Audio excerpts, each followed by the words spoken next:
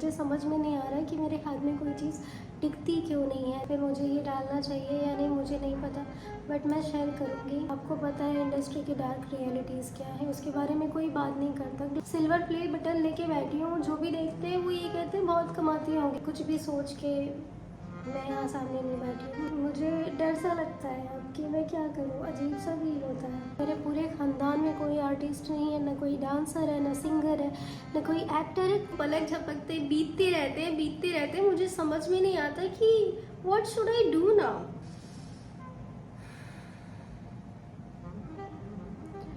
हाय, myself Pratibha Sahu और मैं UP के एक छोटी सी डिस्ट्रिक्ट महाराजगंज से बिलोंग करती हूँ। आज मैं ऐसे टॉपिक पे बात करने वाली हूँ जो कि इसके पहले 9-10 सालों में मैंने कभी बात नहीं करी और ना मैंने कभी सोचा था कि मैं कभी इतने अनफिल्टर्ड तरीके से कभी बात करूँगी या फिर ऑडियंस से अट्रैक्ट होंगी।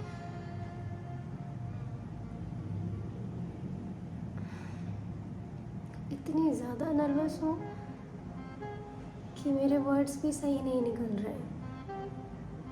मैंने इसके पहले कभी नहीं सोचा था कि मैं इस तरीके से कभी आप सभी के सामने आऊँगी।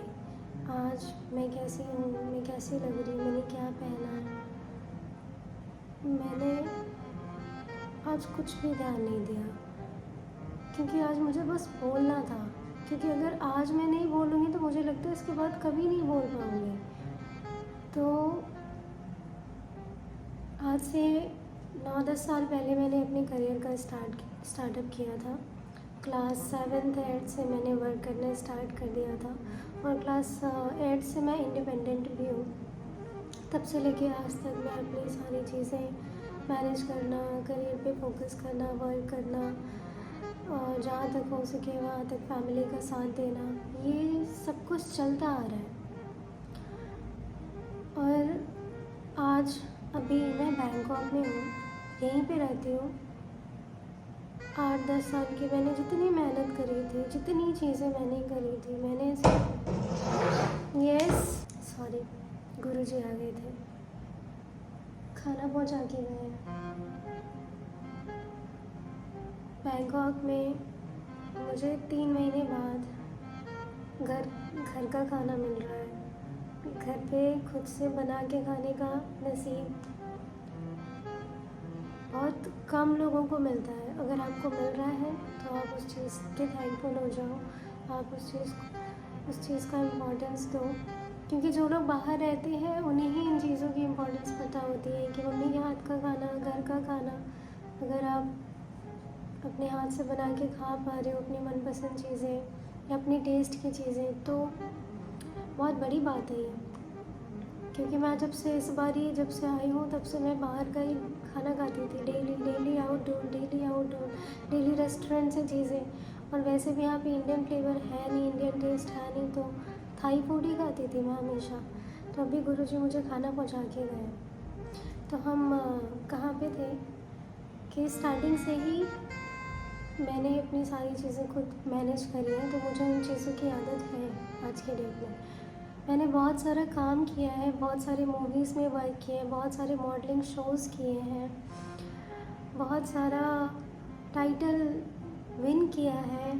बॉलीवुड एक्टर्स, भोजपुरी एक्टर्स, कितने सारे एक्टर्स के थ्रू मैं सम्मानित भी हुई हूँ। बहुत सारे स्टेज शो किए हैं मैंने, Bihar, Patna, Nepal, I don't know, मैंने खुद भी कितने सारे स्टेज शो किए हैं।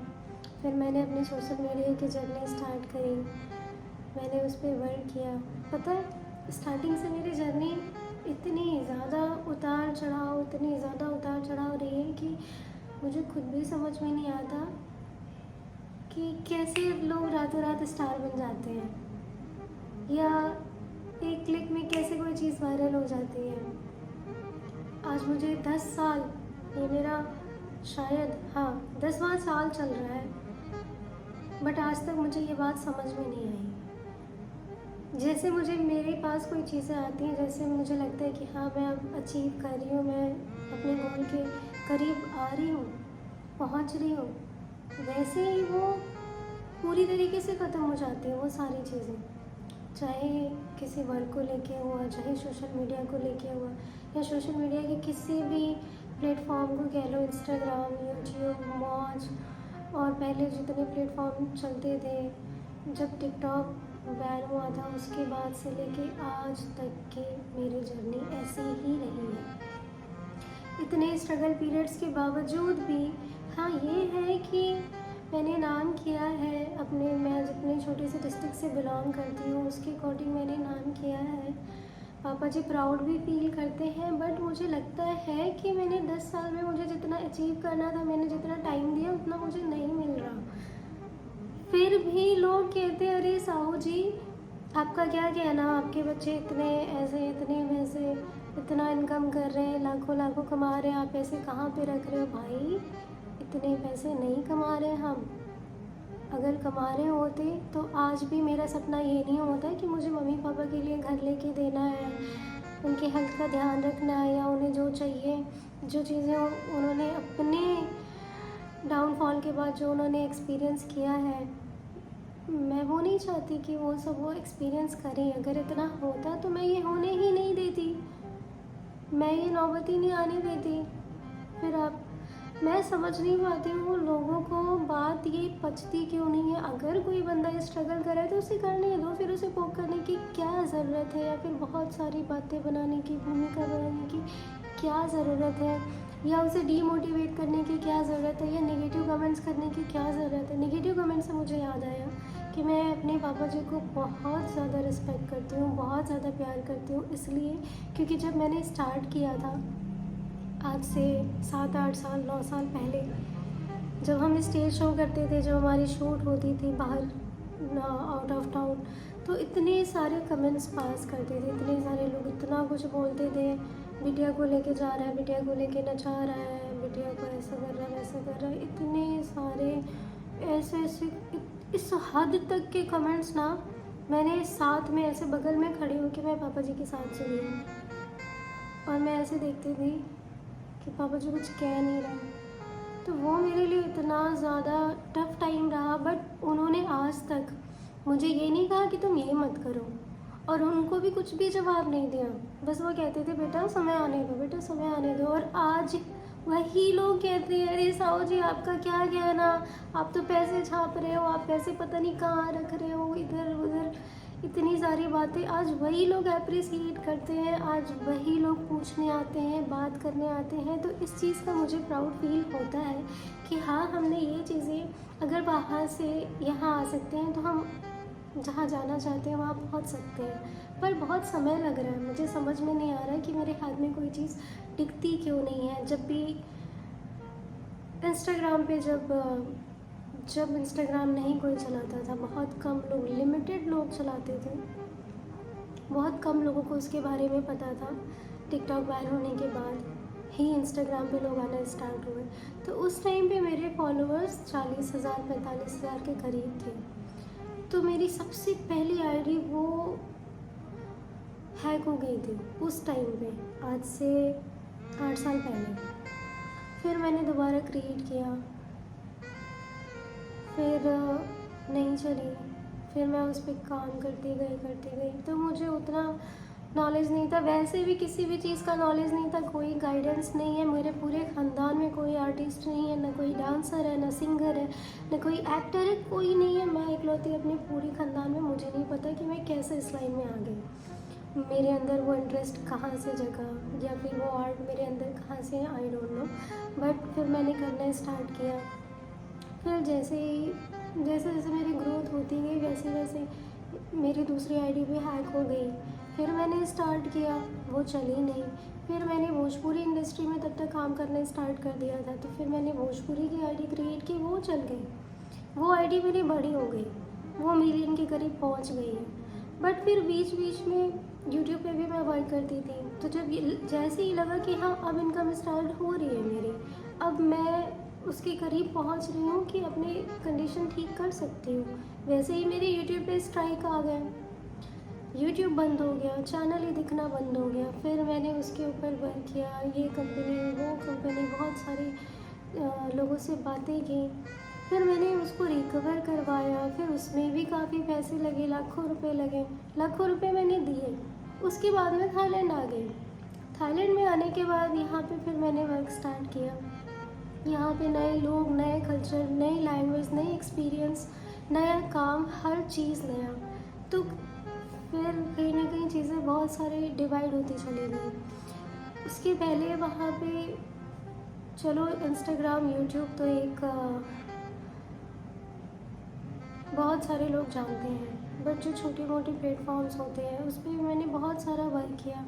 जैसे ही हमारी मंथली कैंपेन चलते थे, जैसे ही हमारी इनकम ऐसा होता था कि चलो अब 25 से 40 होने वाला है, वैसे ही वो मेरे हाथ से चला जाता था।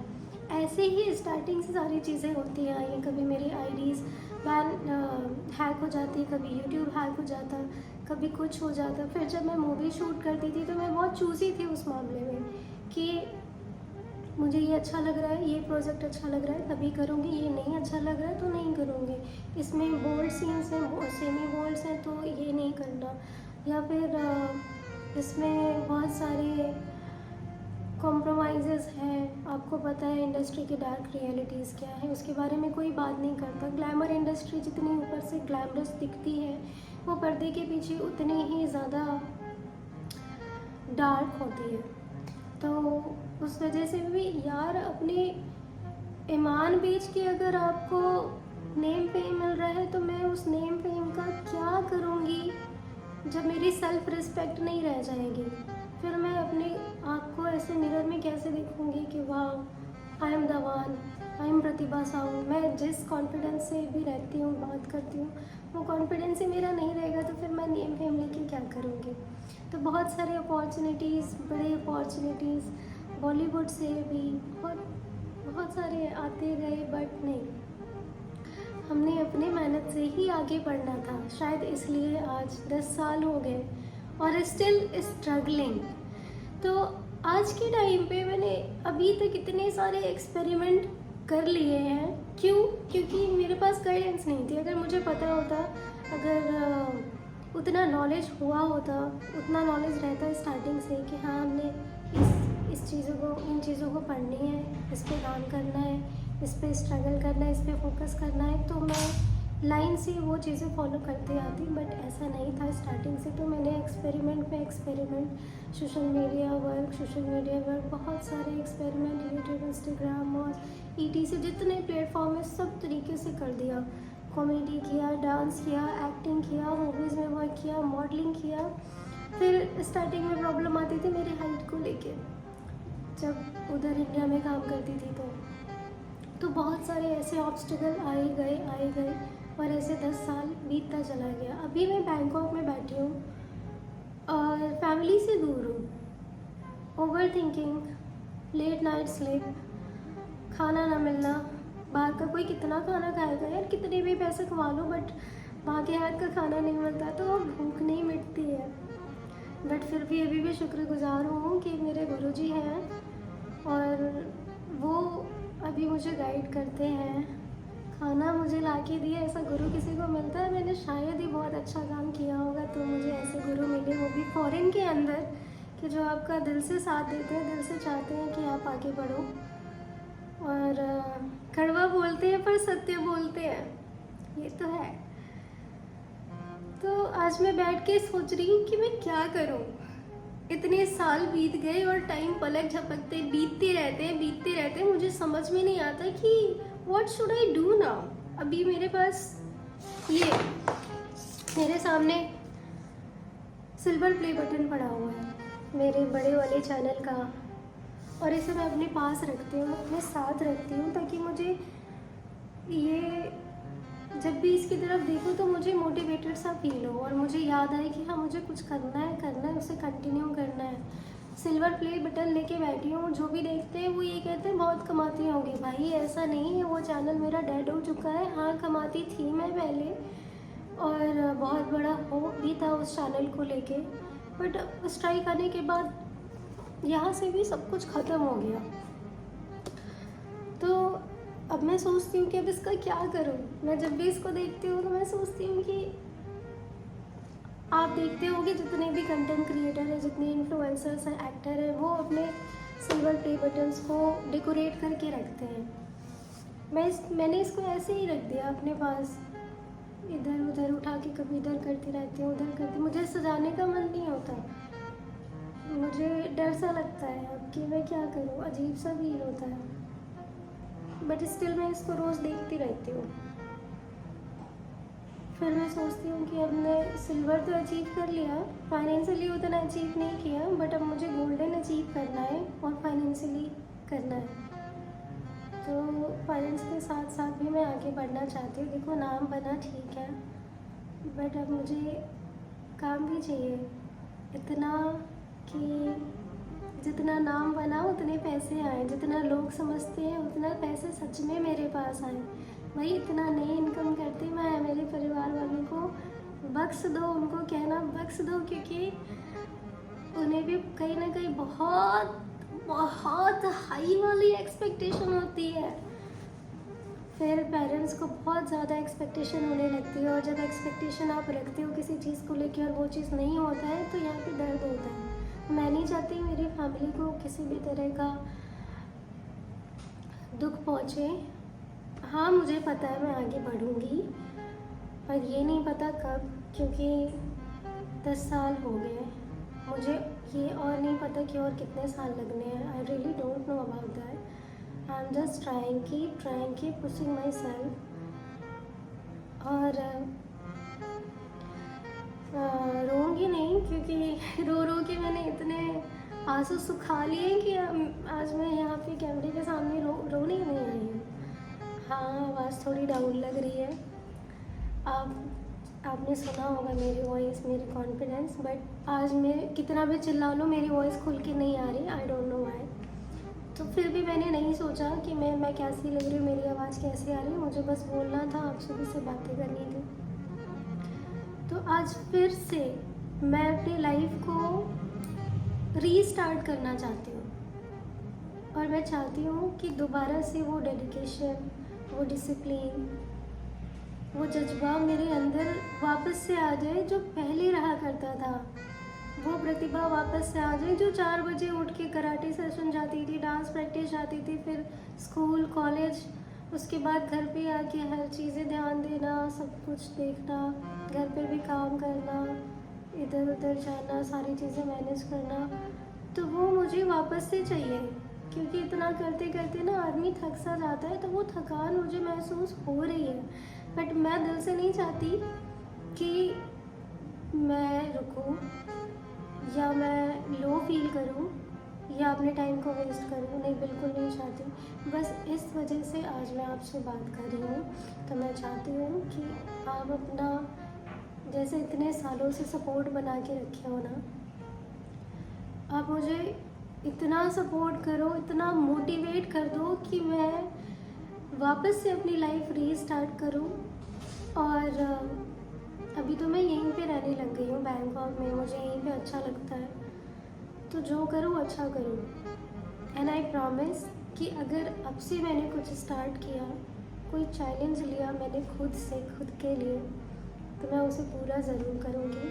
और आज अभी जस्ट मैंने सोचा है कि सबसे पहले मैंने चैलेंज से स्टार्ट करना चाहिए, क्योंकि वही एक ऐसी चीज़ है जो मुझे रेगुलर डिसिप्लिन के साथ रख सकती है, और जहाँ पे डिसिप्लिन है वहाँ सक्सेस है। तो मैं कुछ नहीं तो अपनी लाइफ डेली ब्लॉगिंग के थ्रू आपको दिखाऊंगी, और एकदम अनफिल्टर्ड, पता है, कुछ भी काटना छाटना नहीं, कुछ भी एडिटिंग नहीं, नेचुरली जैसे मैं रहती हूँ, जैसे मैं यहाँ पे स्ट्रगल करूँगी बैंकॉक में, विदेश में, अकेले, अपनी फैमिली से दूर, मैं चाहती हूँ कि वो सारी जर्नी आपके साथ शेयर करूँ। ये तो वही बात हो गई कि हम ज़ीरो से स्टार्ट कर रहे हैं, कोई बात नहीं। जैसे मैंने आज तक अपने सारे काम ज़ीरो से स्टार्ट किए, रीस्टार्ट करने से नहीं डरती। हाँ दुख होता है, बहुत ज़्यादा होता है, और वो अनएक्सपेक्टेड सा होता है, बट अब मुझे आदत सी हो गई है रीस्टार्ट करने की। बट मैं अपनी लाइफ रीस्टार्ट करना चाहती हूँ। यूट्यूब पे कोई आईडी, इंस्टाग्राम पे कोई अकाउंट नहीं, पूरी लाइफ रीस्टार्ट करना चाहती हूँ। तो उसके लिए मुझे आपकी सपोर्ट की ज़रूरत है और वापस से डेडिकेशन की ज़रूरत है मेरे अंदर, कूट कूट के है, पर वो बहुत अंदर चला गया, उसको ऊपर लाना है। तो आप उसमें मेरी हेल्प करो और बैंकॉक की लाइफ को मैं एक्सप्लोर करूँगी और आपको दिखाऊंगी कि मैंने डे 1 से कैसे स्टार्ट किया है और जितने भी दिन का चैलेंज होगा, अब इसके बाद जो भी होगा मैं बस आपके साथ शेयर करना चाहती हूँ एकदम नेचुरली। तो बस आप मेरे साथ बने रहो। मुझे नहीं पता अगर मैंने कुछ गलत बोला हो या आपको कुछ भी बुरा लगा हो इस वीडियो में, मेरी बातों में, तो I am really sorry for that. But आज मैंने कुछ भी सोच के मैं यहाँ सामने नहीं बैठी हूँ। मैंने ये नहीं सोचा था कि हाँ मुझे कुछ सोच के बोलना पड़े, मैं ये नहीं चाहती। मैं बस खुल के बोलना चाहती थी, मैं अपनी चीज़ें शेयर करना चाहती थी, क्योंकि इतने दिनों से, इतने सालों से मैं इतनी ज़्यादा भर चुकी थी कि मुझे बस अब उसे बाहर निकालना था।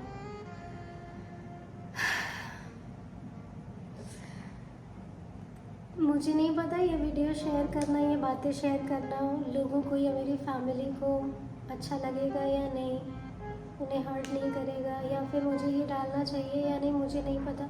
बट मैं शेयर करूँगी और मैं बस करने वाली हूँ। और इसके बाद की जो भी जर्नी होगी, जैसी भी होगी, कहीं पे भी होगी, मैं बस शेयर करूँगी। सो प्लीज़ कीप सपोर्टिंग मी, ताकि ये जो सिल्वर प्ले बटन मेरे गोद में है ना, गोल्ड और डायमंड भी ऐसे ही आए और फिर मैं बैठ के आपको बताऊं कि finally we did it. Thank you so much, keep supporting me.